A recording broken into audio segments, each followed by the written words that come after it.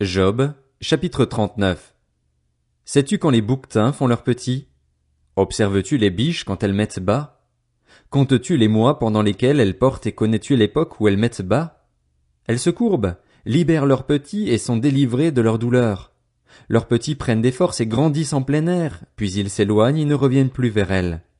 Qui a rendu l'âne sauvage indépendant et l'a libéré de tout lien? J'ai fait de la steppe son domicile, de la terre salée son habitation. Il se moque du grondement des villes, il n'entend pas les cris d'un maître. Il parcourt les montagnes pour trouver sa nourriture, il est à la recherche de tout ce qui est vert. Le buffle désire-t-il être à ton service? Passe-t-il la nuit près de ta mangeoire? L'attaches-tu avec une corde pour qu'il trace un sillon? Traînera-t-il la herse derrière toi dans les vallées? Pourras-tu t'appuyer sur lui parce que sa force est grande? Lui laisseras-tu ton travail? Peux-tu te fier à lui pour rentrer ta récolte? La rassemblera-t-il dans ton aire de battage? L'aile des autruches se déploie joyeusement. On dirait l'aile, le plumage de la cigogne. Cependant, l'autruche abandonne ses œufs à la terre et les laisse chauffer sur la poussière. Elle oublie qu'un pied peut les écraser, qu'une bête sauvage peut les piétiner. Elle traite durement ses petits, comme s'ils n'étaient pas à elle. Elle n'est pas inquiète à l'idée d'avoir travaillé pour rien. En effet, Dieu lui a refusé la sagesse, il ne lui a pas attribué l'intelligence. Quand elle se dresse et prend sa course, elle se moque du cheval et de son cavalier. Est-ce toi qui donnes la puissance au cheval et qui habilles son cou d'une crinière flottante? Le fais-tu bondir comme la sauterelle? Son fier hennissement est source de terreur. Il trépigne dans la vallée et se réjouit de sa force, il s'élance au devant des armes. Il se moque de la peur, il n'est pas effrayé, il ne recule pas devant l'épée. Sur lui résonne le carquois, la lance étincelante et le javelot. Bouillonnant d'ardeur, il dévore l'espace. Il ne tient pas en place quand le son de la trompette retentit. Chaque fois que la trompette sonne, il dit « En avant !» De loin il flaire la bataille, la voix retentissante des chefs et les cris de guerre. Est-ce grâce à ton intelligence que l'épervier prend son vol et déploie ses ailes en direction du sud? Est-ce sur ton ordre que l'aigle royal prend de la hauteur et place son nid sur les sommets? C'est dans les rochers qu'il réside et passe les nuits, c'est sur une dent de rocher qu'il a sa forteresse.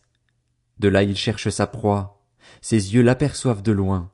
Ses petits boivent le sang et là où sont des cadavres, là il se trouve. Job, chapitre 40. L'Éternel reprit la parole et dit à Job, « Le faiseur de reproches va-t-il faire un procès au Tout-Puissant? Celui qui veut corriger Dieu va-t-il répliquer? » Job répondit à l'Éternel, « Je ne fais pas le poids. Que pourrais-je te répondre? Je mets la main sur ma bouche. J'ai parlé une fois, mais je ne répliquerai plus, et même deux, mais je n'ajouterai rien. » L'Éternel répondit encore à Job du milieu de la tempête et dit, « Mets donc une ceinture autour de ta taille comme un vaillant homme. Je t'interrogerai et tu me renseigneras. Voudrais-tu vraiment casser mon jugement? Voudrais-tu me condamner pour te donner raison? As-tu un bras pareil à celui de Dieu, une voix tonnante comme la sienne? Pars-toi donc de fierté et de prestige, habille-toi de majesté et de splendeur. Déverse le trop-plein de ta colère et d'un regard abaisse ceux qui font les fiers.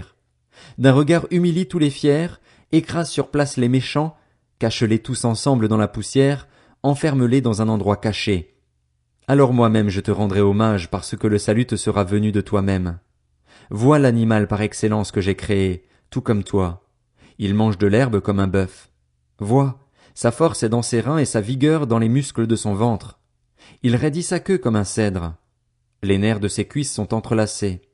Ses os sont des tubes de bronze, ses membres sont pareils à des barres de fer. Il est le chef-d'œuvre de Dieu. Celui qui l'a fait l'a pourvu d'une épée. Il trouve sa nourriture dans les montagnes, là où jouent toutes les bêtes sauvages. Il se couche sous les lotus, il se cache dans les roseaux et les marécages. Les lotus le couvrent de leur ombre, les saules de la rivière l'environnent. Si le fleuve devient violent, il ne s'alarme pas. Si le Jourdain se précipite contre sa gueule, il reste confiant. Est-ce quand il a les yeux ouverts qu'on pourra l'attraper? Utilisera-t-on des pièges pour lui transpercer le nez? Prendras-tu le Léviathan à l'hameçon? Lui attacheras-tu la gueule avec une corde? Mettras-tu une baguette dans ses narines? Lui transperceras-tu la mâchoire avec un crochet? T'adressera-t-il de nombreuses supplications? Te parlera-t-il d'une voix douce? Conclura-t-il une alliance avec toi? Pourras-tu le prendre comme esclave pour toujours? Joueras-tu avec lui comme avec un oiseau? L'attacheras-tu pour amuser tes filles? Des pêcheurs en feront-ils le commerce? Le partagera-t-on entre marchands? Cribleras-tu sa peau de flèche et sa tête de harpon? Pose la main sur lui. Tu te souviendras ensuite du combat et tu ne recommenceras plus. Job, chapitre 41. Tout espoir de le vaincre est trompeur. À son seul aspect n'est-on pas terrassé? Si personne n'est assez courageux pour l'exciter, qui donc pourrait me résister en face? Qui m'a donné le premier pour que je le paye en retour? Tout ce qui est sous le ciel m'appartient. Je veux encore parler de ses membres, de sa puissance et de la beauté de sa constitution. Qui l'a dépouillé de son habit? Qui pourra pénétrer entre ses mâchoires? Qui a ouvert les portes de sa gueule? Autour de ses dents, c'est la terreur. Ses fiers et puissants boucliers sont étroitement et solidement liés. Ils sont si serrés que l'air ne passe pas entre eux. Collés l'un contre l'autre, ils sont imbriqués, inséparables. Ses éternuements dégagent de la lumière. Ses yeux sont pareils aux paupières de l'aurore. Des flammes jaillissent de sa bouche, des étincelles de feu s'en échappent. Une fumée sort de ses narines, comme d'une marmite qui bout ou d'un chaudron surchauffé. Son souffle allume des charbons, de sa gueule sort une flamme. La force se loge dans son cou. Devant lui on bondit d'épouvante. Les éléments de son corps tiennent solidement ensemble, comme coulés d'une pièce, inébranlable. Son cœur est aussi résistant que la pierre, aussi résistant que la pierre de meule du bas. Quand il se lève, les plus puissants ont peur et s'enfuient, affolés. L'approcher avec l'épée est inefficace, tout comme avec la lance, le javelot et la cuirasse. À ses yeux, le fer n'est que de la paille et le bronze du bois pourri. La flèche ne le fait pas fuir, les pierres de la fronde sont des brins de paille pour lui. Il ne voit dans la massue qu'un brin de paille. Il rit au sifflement du javelot. Sous son ventre se trouvent des pointes aiguës, on dirait une herse qu'il traîne sur de la vase. Il fait bouillonner le fond de la mer comme une marmite, il l'agite comme un vase rempli de parfums. Il laisse après lui un sentier lumineux, les flots prennent une teinte blanche. Sur la terre personne n'est son maître.